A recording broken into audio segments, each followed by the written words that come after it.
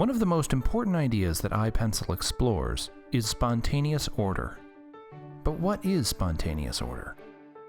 Spontaneous order is a pattern of action that emerges among diverse individuals through a process of trial and error rather than through a process of top-down central planning.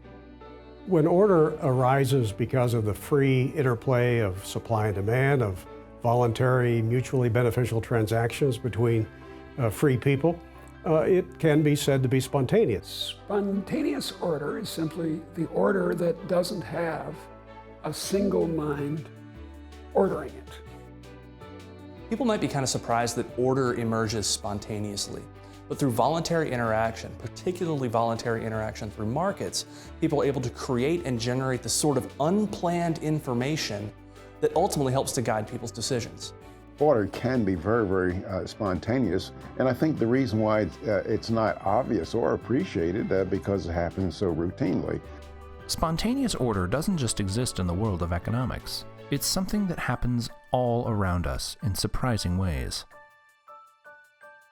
If you think of traffic, if you look at it sort of from the 8th floor instead of being down in the traffic, you can see the pattern.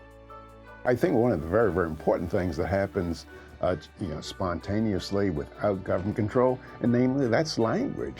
No central authority has ever commanded that we all speak a certain way. Language is developed in a rather evolutionary way, in a way that benefits everybody. Without a central planner, individual people still make plans and decisions on their own and send signals to others without knowing it. And even in completely unplanned systems, patterns can begin to emerge that are both beautiful and unpredictable. And the problem is that when we see a pattern, we assume that someone ordered it. And that's a deep confusion because people think, well, the only way we can achieve order is by ordering people around. Well, I think that sometimes people resist the idea that order can happen spontaneously because of the arrogance of mankind. I think that we think that there needs to be planning, and when the case is, that's not the case at all. One of the great signs of progress in our social thinking has been the discovery that people don't need these central authorities to tell them what to do, that there are powerful forces in marketplaces that send the right signals to make this or don't make that, sell it here instead of there. When F.A. Hayek talked about spontaneous order, he expressed it this way. He said that the curious task of economics is to convince men of how little they know about what they imagine they can design. And what he was saying there was that many people think they know more than they do. Knowledge exists in a dispersed, diffused pattern in this case, billions of individual minds, and the total knowledge of society cannot be known by a single mind.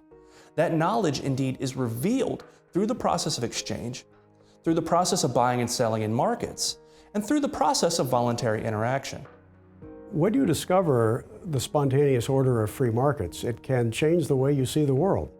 You begin to realize that a lot is happening around us for the benefit of all of us without any central mastermind in charge. It really is a marvelous mechanism that once you discover it, it affects the way you see everything in life.